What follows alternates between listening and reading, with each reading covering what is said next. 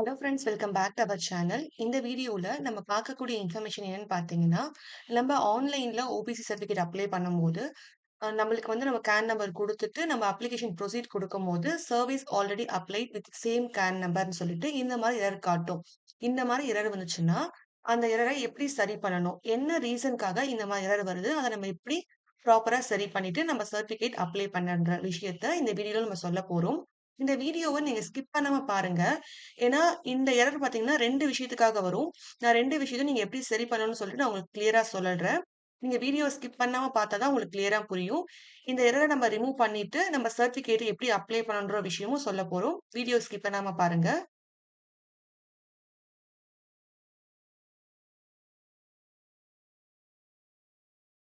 First வந்து நம்ம TN இ-சேவை வெப்சைட்ல பார்த்தீங்கன்னா, சிட்டிசன் ஐடி லாகின் பண்ணி, அவங்களுக்கு தேவையான சர்டிஃபிகேட்ட அவங்கவங்க அப்ளை பண்ணிக்கலாம். சிட்டிசன் ஐடி எப்படி லாகின் பண்ணணும், கேன் நம்பர் எப்படி ரிஜிஸ்டர் பண்ணணும்னு சொல்லிட்டு ஆல்ரெடி நம்ம வீடியோ போட்டிருக்கோம். அத பார்த்து தெரியாதவங்க வந்து பார்த்து கத்துக்கிட்டு, உங்களுக்கான லாகின் ஐடிய நீங்க கிரியேட் பண்ணிக்கோங்க. நீங்க லாகின் ஐடி கிரியேட் பண்ண பிறகு பார்த்தீங்கன்னா, ரெவென்யூ டிபார்ட்மெண்ட்ல வந்து ஓபிசி சர்டிஃபிகேட் அப்ளை பண்ணதுக்கான லிங்க் இருக்கும். அந்த ஓபிசி சர்டிஃபிகேட் வந்து கிளிக் பண்ணீங்கன்னா, அந்த அப்ளிகேஷன் பேஜ்க்குள்ள உங்களுக்கு போகும். அதுல நீங்க வந்து இங்க உங்களுக்கு ஆதார் நம்பர் இருக்கு பார்த்தீங்களா? அங்க உங்களோட ஆதார் நம்பர் போடுங்க ஃபர்ஸ்ட்டு. போட்டுட்டு சர்ச்ன்னு குடுங்க. குடுத்த உடனே பார்த்தீங்கன்னா, உங்களுக்கு ஆல்ரெடி கேன் நம்பர் இருந்துச்சுன்னா, அந்த கேன் நம்பர் ஷோ ஆகும். உங்க பேரு, அப்பா பேரு. நீங்க உங்களோட கேன் நம்பர்ல எந்த மொபைல் நம்பர் குடுத்துருக்கீங்களோ, அந்த மொபைல் நம்பர் வந்து இங்க ரெஜிஸ்டர் பண்ண மொபைல் நம்பர் வந்து காட்டும். இல்லாதவங்க பார்த்தீங்கன்னா, கேன் நம்பர் ரெஜிஸ்டர் பண்ண வேண்டியது இருக்கும். கேன் நம்பர் எப்படி ரெஜிஸ்டர் பண்ணணும்னு டீட்டெயில்ஸ்லாம் ஆல்ரெடி குடுத்துருக்கோம். அத பார்த்து கத்துக்கோங்க. இப்ப நம்ம எல்லாமே குடுத்துட்டு, இங்க கீழ வந்து என்ன பண்ணணும், Aadhaar number, date of birth குடுத்துட்டு, நம்ம எந்த ஃபோன் நம்பர் குடுத்துருக்கோமோ, அந்த ஃபோன் நம்பருக்கு ஜெனரேட் ஓடிபி குடுத்தா, ஓடிபி சென்ட் ஆகும். அந்த ஓடிபி குடுத்துட்டு ப்ரொசீட் பட்டன் நம்ம கிளிக் பண்ண உடனே பார்த்தீங்கன்னா, உங்களுக்கு இந்த மாரி service already applied with same can number இந்த மாரி உங்களுக்கு எரர் காட்டுச்சுன்னா, இப்ப நம்ம என்ன பண்ணணும்?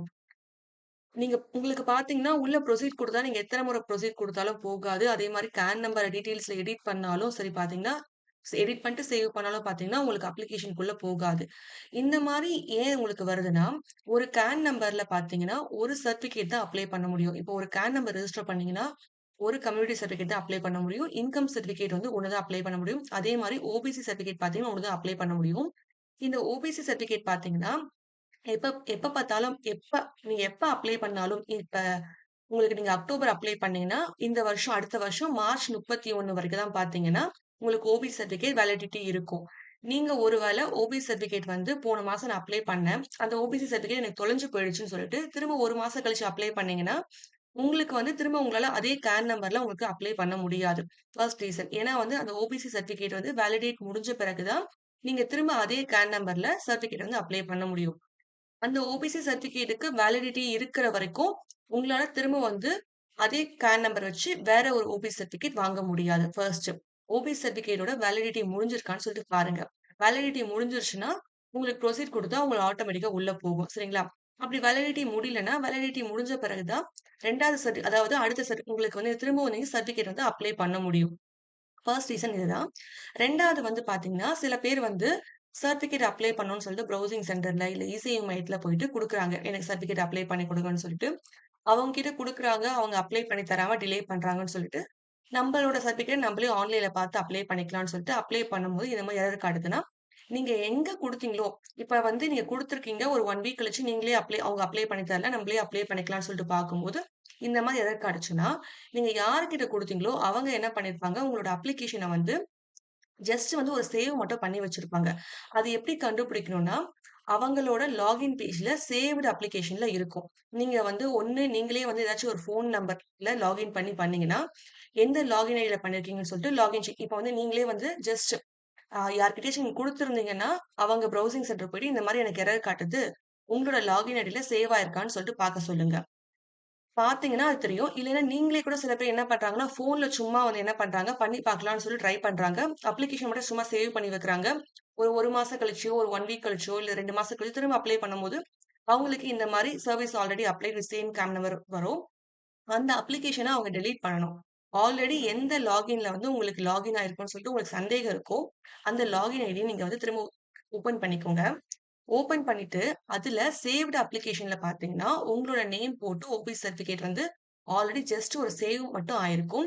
அத நீங்க டெலீட் பண்ணா தான் பார்த்தீங்கன்னா, உங்களால ப்ராப்பரா 2வது முறை வந்து அப்ளை பண்ண முடியும்.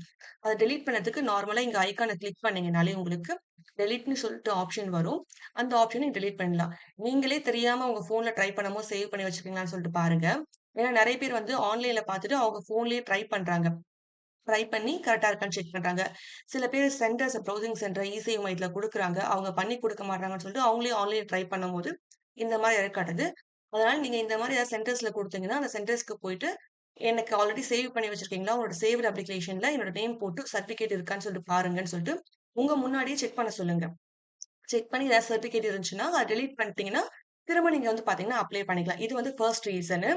அதுக்கப்புறம் பார்த்தீங்கன்னா, 2வது என்னன்னா, சில பேர் வந்து சர்டிஃபிகேட் வந்து அப்ளை பண்ணுவாங்க. அப்ளை பண்ணும்போது அவங்களுக்கு ஏதாச்சும் ஒரு டாக்குமெண்ட் சரியில்லன்னு சொல்லிட்டு என்ன பண்ணியிருப்பாங்க, தாசில்தார் ஆஃபீசருக்கு வந்து இப்ப ரிட்டர்ன் பண்ணியிருப்பாங்க. அப்ப அவங்களால அந்த டாக்குமெண்ட் வந்து ரெடி பண்ண முடியாதன் காரணத்தால அப்படியே விட்டுருவாங்க. இப்ப நான் வந்து போன வருஷம் அதாவது ஒரு 6 மாசத்துக்கு முன்னாடியோ, இல்ல 1 வருஷத்துக்கு முன்னாடியோ ஒரு ஓபிசிக்கு அப்ளை பண்ணேன்.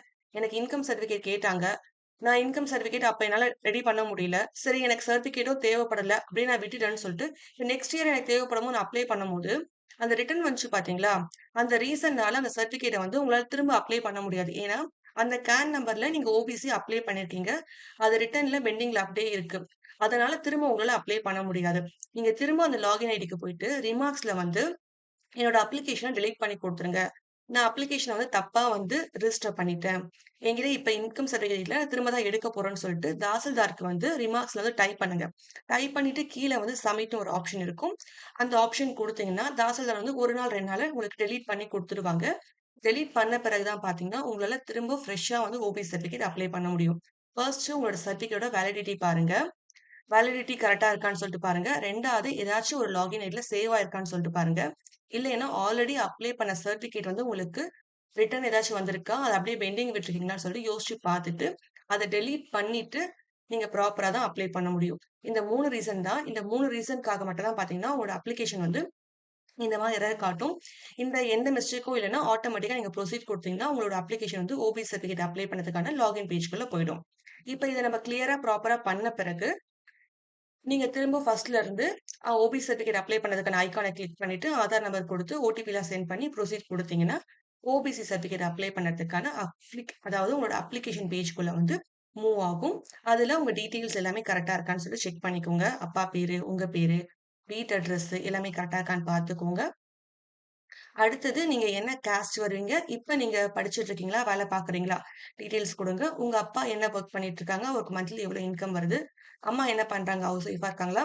இப்ப வொர்க் பண்றாங்கன்னா, அம்மா வொர்க் பண்ண டீட்டெயில்ஸும் குடுங்க. குடுத்துட்டு சப்மிட் குடுத்தீங்கன்னா, அப்ளிகேஷன் வந்து சப்மிட் ஆகும். அடுத்தது உங்களுக்கு டாக்குமெண்ட் கேட்பாங்க. உங்களோட ஃபோட்டோ, ஆதார் கார்டு. அதாவது அட்ரஸ் ப்ரூஃப்ல வந்து ஆதார் கார்டு சப்மிட் பண்ணணும். உங்களோட community certificate, self declaration of application பார்த்தீங்கன்னா, மேலேயே டவுன்லோட் பண்ற லிங்க் இருக்கும். கிளிக் பண்ணி அத பிரிண்ட் எடுத்து அத சைன் பண்ணணும். அதுக்கப்புறம் இன்கம் சர்டிஃபிகேட் கண்டிப்பா அப்லோட் பண்ணணும். உங்ககிட்ட இன்கம் சர்டிஃபிகேட் இருந்தா கண்டிப்பா அப்லோட் பண்ணுங்க. ஒருவேள உங்ககிட்ட இன்கம் சர்டிஃபிகேட் இல்ல, உங்க அப்பா வந்து ஐடி ரிட்டர்ன் ஃபைல் பண்றாங்கன்னா, நீங்க என்ன பண்ணுங்க, இன்கம் சர்டிஃபிகேட் பதிலு உங்க அப்பாவோட பே ஸ்லிப்ப வந்து அப்லோட் பண்ணிடுங்க. ஐடி ரிட்டர்ன் ஃபைல் பண்றாங்கன்னா, ஃபார்ம் 16 இல்ல 16 இருந்துச்சுன்னா 16 அப்லோட் பண்ணுங்க. இல்ல டிடிஎஸ் ஃபைல் காப்பி இருந்துச்சுன்னா, டிடிஎஸ் ஃபைல் காப்பி அப்லோட் பண்ணுங்க. ஃபார்ம் 16ல பார்த்தீங்கன்னா, 16 ஏ அண்ட் பில பார்த்தீங்கன்னா, உங்களுக்கு ஒரு 3 பேஜ், 4 பேஜ் தான் வரும். அதனால அந்த பேஜ் ஃபுல்லாவே அப்லோட் பண்ணிடுங்க. டிடிஎஸ் ஃபைல் காப்பில பார்த்தீங்கன்னா, சில பேருக்கு 10 பேஜ் இருக்கும். சில பேருக்கு பார்த்தீங்கன்னா 30, 40 பேஜ் கூட இருக்கும். அதுல உங்களுக்கு இம்பார்ட்டன்டான ஒரு 10லருந்து 15 பேஜ் வந்து நீங்க அப்லோட் பண்ணா போதும். எல்லா பேஜும் நீங்க அப்லோட் பண்ணணும்னு அவசியம் இல்ல. நீங்க ப்ராப்பரா ஒன் பை ஒன்னா photo, Aadhaar card, community, declaration form, pay slip, இல்லைன்னா இன்கம் சர்டிஃபிகேட். அதுக்கப்புறம் கண்டிப்பா உங்க வீட்டு ரேஷன் கார்டு வந்து அதர் டாக்குமெண்ட்ல பார்த்தீங்கன்னா, அதாவது உங்க வீட்டு ration card front and back வந்து அப்லோட் பண்ணிடுங்க. இது எல்லாமே ப்ராப்பரா நீங்க வந்து ஒன் பை ஒன்னா அப்லோட் பண்ண பிறகு, உங்களுக்கு வந்து மேக் பேமெண்ட் வந்து காட்டும். பேமெண்ட் பார்த்தீங்கன்னா, ஒரு ₹60 வந்து நீங்க பேமெண்ட் பண்ற மாரி இருக்கும். நீங்க வந்து ஜிபே மூலமாவே அழகா வந்து நீங்க ஃபோன்லயே வந்து பண்ணிக்கலாம். இது வந்து ஆன்லைன் மட்டும் தான் பேமெண்ட் இருக்கும். ஈஸியா நம்ம வந்து ஆன்லைன் பேமெண்ட்டே பண்ணிக்கலாம். பேமெண்ட் பண்ண உடனே பார்த்தீங்கன்னா, பேமெண்ட் சக்சஸ்ஃபுல் வந்துரும். பிரிண்ட் ரிசிப்ட்ன்னு இருக்கும். அந்த ரிசிப்ட்ட கிளிக் பண்ணீங்கன்னா, உங்களுக்கு OBC certificate apply பண்ணதுக்கான acknowledgement copy வந்துரும். இந்த காப்பி வந்துருச்சுன்னா, உங்களுக்கு பார்த்தீங்கன்னா, சர்டிஃபிகேட் நீங்க ப்ராப்பரா வந்து விஓக்கு சப்மிட் பண்ணிட்டீங்க. சப்மிட் பண்ண பிறகு விஓ பார்த்துட்டு ஆர்ஐக்கு சென்ட் பண்ணுவாங்க. ஆர்ஐ வந்து தாசில்தாருக்கு சென்ட் பண்ணுவாங்க. வித்தின் ஒரு 1 வீக் டூ 10 டேஸ்ல சர்டிஃபிகேட்ட நீங்க ஈஸியா வந்து ஆன்லைன்லயே டவுன்லோட் பண்ணி எடுத்துக்கலாம். உங்களுக்கு பார்த்தீங்கன்னா, நான் ஆல்ரெடி வீடியோ போட்டிருக்கேன். விஓ, ஆர்ஐ, தாசில்தார் ப்ராசஸ்லாம் எப்படி இருக்கும்? சர்டிஃபிகேட்ட எப்படி டவுன்லோட் பண்ணணும்னு சொல்லிட்டு, ப்ராப்பரா ஒரு வீடியோ போட்டிருக்கோம். அத பார்த்து நீங்க உங்களோட சர்டிஃபிகேட்ட வந்து எடுத்துக்கோங்க. உங்களுக்கு விஓஆர்ஐ தாசில்தார்ல ப்ராசஸ்ல ஏதாச்சும் ரிமார்க்ஸ் போட்டிருந்தாங்களோ, அத எப்படி நம்ம ப்ராப்பரா பார்க்கறதுன்னு சொல்லி அதுக்கு ஏத்த மாரி ஒரு வீடியோ போட்டிருக்கோம். உங்களுக்கு டவுட்ஸ் இருந்துச்சுன்னா அந்த வீடியோ பார்த்துக்கோங்க. உங்களுக்கு அ ஏதாச்சும் டவுட்ஸ் இருந்தாலும் சரி, இல்லன்னா ஏதாச்சும் சர்டிஃபிகேட் அப்ளை பண்ணல ப்ராப்ளம் இருந்தாலும் சரி, நீங்க கமெண்ட் பண்ணுங்க. சர்டிஃபிகேட் அப்ளை பண்ணி தரணும்னா, டிஸ்கிரிப்ஷன்ல வாட்ஸ்அப் நம்பர் இருக்கு. அந்த வாட்ஸ்அப் நம்பருக்கு மெசேஜ் பண்ணுங்க. இவ்ளோ நேரம் இந்த வீடியோ பார்த்துட்டு இருந்த உங்களுக்கு ரொம்ப ரொம்ப தேங்க்ஸ்ங்க. அடுத்த வீடியோல பார்க்கலாம். நன்றி, வணக்கம்.